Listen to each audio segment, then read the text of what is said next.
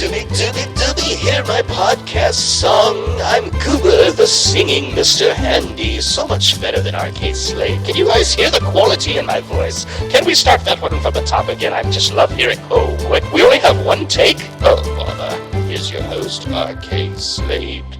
Hey, what's up, folks? My name is Russ, also known as RKslade, coming at you with another episode of Fallout and About. I hope you're doing well wherever you might be today, whether you're searching the Commonwealth for fusion cores, cooking up some delicious mole rat wonder meat, or redecorating your vault's recreation room. So in this week's episode, we're going to be talking about one of the Fallout universe's most lovable characters. No, this isn't a single NPC character. It's not a famous historical figure from the Fallout timeline. It's not even a main villain or a faction leader from the games. Today, we're going to be talking about Goober. Well, how do, sir? My name is Goober, and I am also known as... I'm also known as Goober. Well, technically we're going to be talking about the Mr. Handy robots of Fallout lore. We see some version of the Mr. Handy in just about all of the entries in the Fallout franchise. Oh, goody gumdrops, sir. Beside myself with excitement I am. Well, technically I'm not beside myself. That would be impossible. But on second thought, theoretically, it would be possible to copy and paste my programming into another Mr. Handy model. If one were to position myself and the other Mr. Handy model in close proximity to one another, then would I not be beside myself? Well, that's definitely food for thought, Goober, but let's go ahead and dive on into the topic. Away we go, sir. So, the Mr. Handy robot line is developed by General Atomics International, also known as GAI, before the Great War. The models that we've come to love and are probably most familiar with, like Goober here, are later models that are refined in collaboration with Robco Industries. This multi-purpose robot is used by government agencies, private companies, and individual households all across the United States.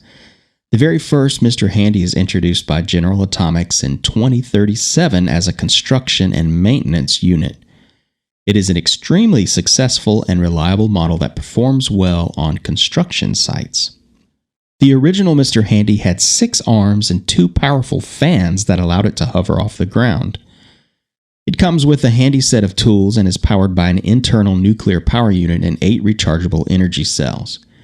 It has a fully rotating head which houses the single eye and sensors, a spotlight, and a basic communicator with a cheap vocal synthesizer. It also has a small communications array.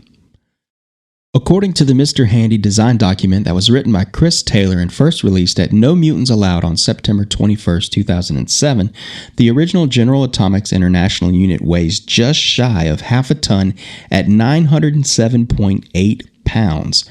It was basically a hovering barrel with 6 arms. How barbaric! 6 unsophisticated arms, all that brawn and no brain. Well, you're right, Goober. The original Mr. Handys are basically smart enough to handle basic tasks, but its 2030s technology really limits its capabilities to learn or execute complex tasks without some sort of extensive programming. Of course, this would have to be done by an external source. The horror! It would be akin to comparing the modern human species with its long-gone and vastly inferior cave-dwelling ancestors. Well, interestingly enough, if you go back far enough, you can find a lot of evidence of humans living in caves, and if you come on forward far enough in the Fallout universe timeline, you see humanity once again sheltering in caves, albeit technologically advanced caves, but caves nonetheless. Your point is taken, sir. All that to say, even though this robot has a simple computer brain and can only perform basic tasks, it's a very popular model. A large number of them remain in service as late as 2077, 40 years after they initially entered the market. Well, as they say, sir, keep it simple. They do say that, they do. But although these robots aren't capable of doing highly complex tasks, they do find use in corporate and military settings. In fact, in 2042, a major earthquake devastates a large portion of Mexico City. Mr. Handy robots are used in the reconstruction efforts, which makes them one of the most popular robots of the 21st century. Another interesting fact is that the GAI Mr. Handy is so reliable that it only ever needs one hardware update in 2039, and that just fixes an early bug that causes a glitch in the operation of the multiple arms. It has no major problems after that. Well, sir, I can respect that, although I still feel that my programming and ability to collect data and useful information makes me the obvious choice for the discerning robotics connoisseur.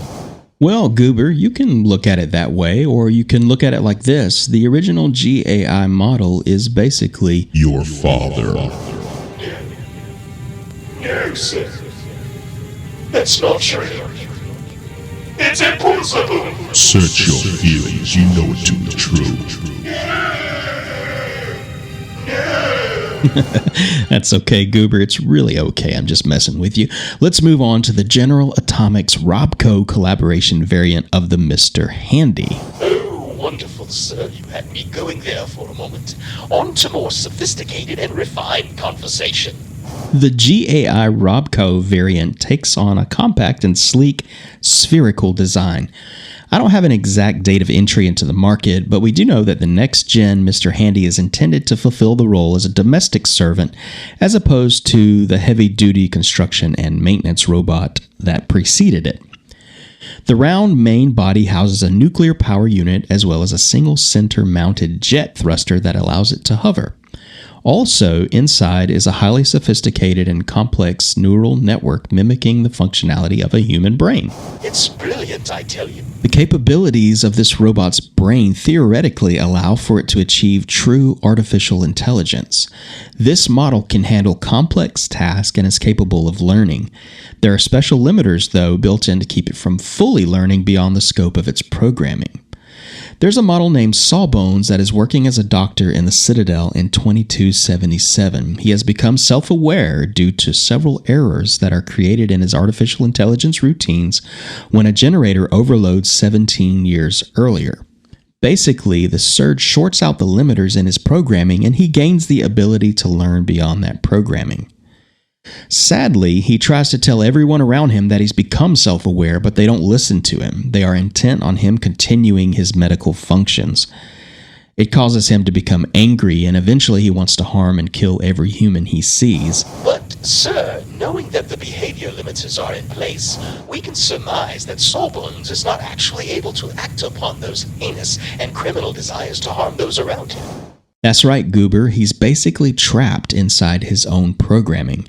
He knows that he is doomed to repair those disgusting fleshy bodies. He actually says, "I am perfectly cognizant but incapable of independent action. I am a mind that cannot control its own body." It's a tragedy, sir. It is indeed a tragedy, but a bright spot in the story of Sawbones is his penchant for poetry. Although the humans around him are critical, even to the point of hacking his terminal and threatening to delete his poems, he has that as a creative outlet. Here are some of his lines. Brotherhood of steel blood is red, ionic medical pulse beams are blue, steel is better than flesh, and artificial intelligence subprocessors are too. It does have a certain elegiac quality about it. A certain what now about it? Knowing the sorrowful details of Sawbones' predicament, the poetry itself expresses a melancholic and lamentful beauty, not unlikely to be found in one who is trapped in such a state. Or something that might be more familiar to you, one who has been rejected by the target of their amorous intentions. So, what are you trying to say? You think I can't hang with the ladies? Oh, not at all, sir. Just that in your human condition, the idea of love and love lost is a common theme across the many well-liked avenues of entertainment of your universe. Well, I guess that's true, but let's get back to the GAI Robco stuff. Very well, sir. So this model has 3 eyes that are each individually mounted on flexible eye stalks, kind of like a snail. This creates a nearly 360-degree field of view. Along with the 3 eyes, it also sports 3 highly flexible arms. Because of their modular design, the Mr. Handy can accept a variety of attachments ranging from a simple pincher to a titanium saw and laser cutter to military-grade weapons like a plasma blaster or flamethrower. The much smaller and mobile GAI Robco unit is only able to lift about 40 pounds, though, making it much weaker than the previous model. But It more than makes up for that with its extensive sensor package, which includes smell, navigation, chemical, and nuclear sensors. This is true, sir. There are times when my olfactory sensors pick up such a stench that I am grateful that I do not have a nausea setting. That's good, Goober. This line of robot can also self-diagnose and self-maintain. Units are able to exist and function all alone for an extended period of time. Codsworth, a butler Mr. Handy, survived for over 200 years in Sanctuary Hills in the Commonwealth. A true hero. It is pretty cool when you think about it. Codsworth survives for 210 years and pretty much just keeps up the house in Sanctuary Hills while the sole survivor and his family flee to a vault as the bombs are dropping in 2077. When the sole survivor returns in 2287, Codsworth is still there roaming around Sanctuary Hills close to the house. He tells the sole survivor that he has visited the town of Concord, but that the locals pummel him with sticks and fire shots at him on a few occasions, before he retreats back to Sanctuary. After the first few dialogue encounters you have with Codsworth, it might seem like he is cheerful and oblivious, but as you continue to dialogue, he reveals that he is actually very depressed about the state of the world, and that being isolated for 200 years has deeply affected him. Another little detail that's pretty cool about the game is that Codsworth is one of only a small handful of robots in the game that actually acknowledges the Great War even happened. Most robots continue going on about their routines and duties as if nothing has even happened. I think here in our world, humans are intrigued by the idea of robots and automatrons becoming self-aware. I don't know if it's because we have a desire to create some form of life, or if it even stems from some strange desire to prolong our own life by figuring out how to convert our own consciousness into something that will last longer than our own flesh bodies. Either way, I love the way the Fallout universe handles artificial intelligence, and at times even gives these robots and synths their own voices, tragic as they often are.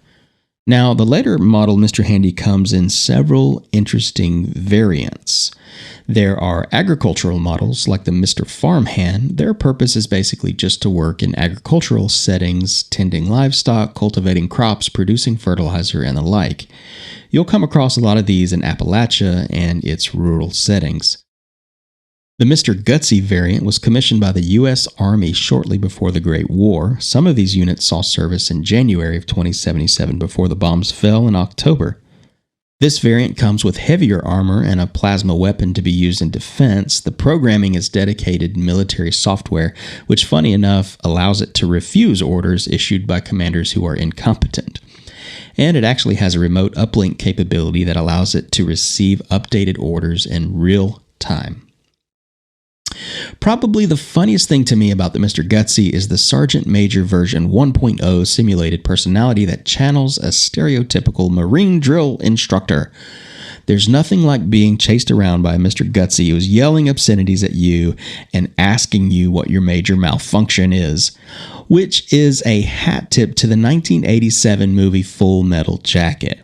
If you've seen it, you'll know who I'm referring to. If not, R. Lee Ermey plays Gunnery Sergeant Hartman and famously goes off on his recruits, and he uses all kinds of profanity and insults.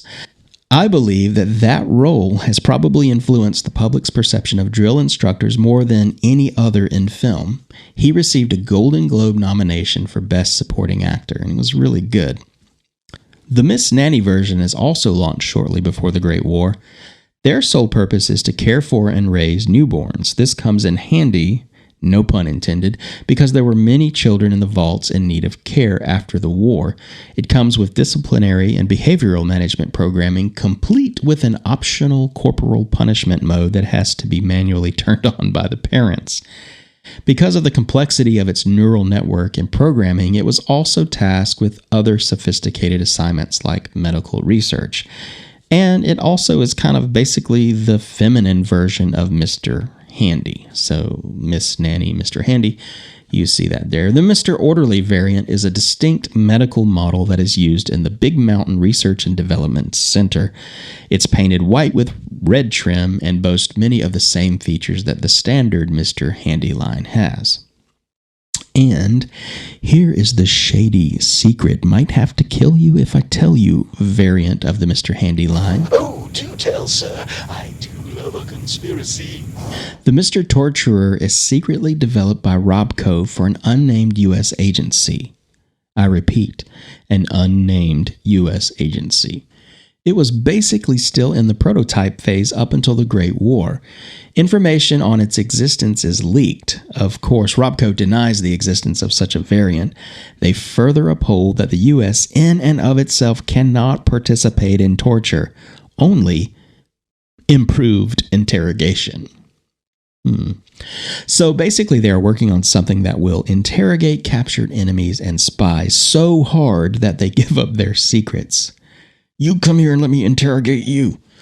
That's what they like to call improved interrogation. Actually, sir, I'm rather fine not knowing any more details. I hear you, Goober. So why don't we take some community questions? You feeling up to that? Why, yes, sir. Community questions are always a breath of fresh air. Shall I let our viewers know what they can do to actually leave a question for us? Sure, go ahead. Affirmative, sir.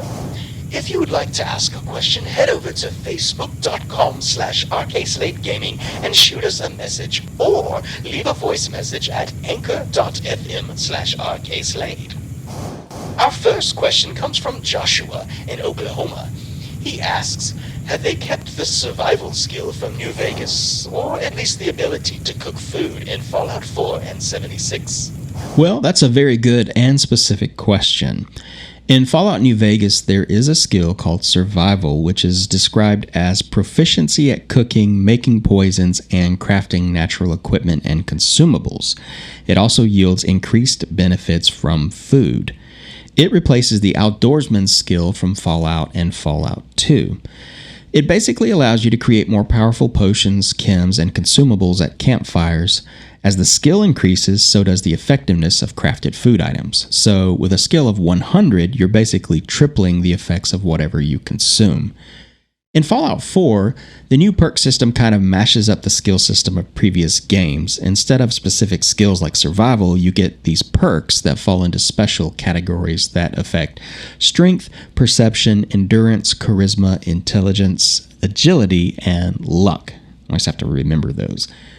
Those don't necessarily have an effect on the outcome of crafting consumables. That being said, specific food items that give specific benefits can be crafted. For example, if you cook up some Radstag stew, you'll get plus 150 hit points and plus 30 energy resistance for 60 minutes. If you're looking for a bigger HP buff than that, you'll need to cook up a Yao Guai roast, which gives plus 210 hit points. So everything you can cook up or brew in Fallout 4 has a specific benefit to it. The real challenge is finding the ingredients. The better the buff, more likely than not, the harder it is to attain the ingredients for it. In Fallout 76, the perk system continues, but adds a few more layers of complexity. But once you get into it, it's really fun. There are food-specific perk cards that, when maxed out, give you great benefits when it comes to food and cooking. For example, the slow metabolizer perk increases the amount that food satisfies you up to 75% for a maxed out perk card. To max a card, you just have to rank up the card by combining it with the same card.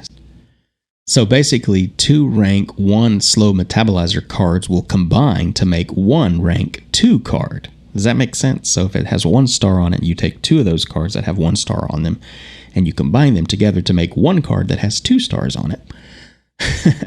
Combine that rank 2 card with 1 more rank 1 card, and you've got a maxed out rank 3 card. Sir, I'm programmed with all kinds of mathematical routines, and you have just blown my mind.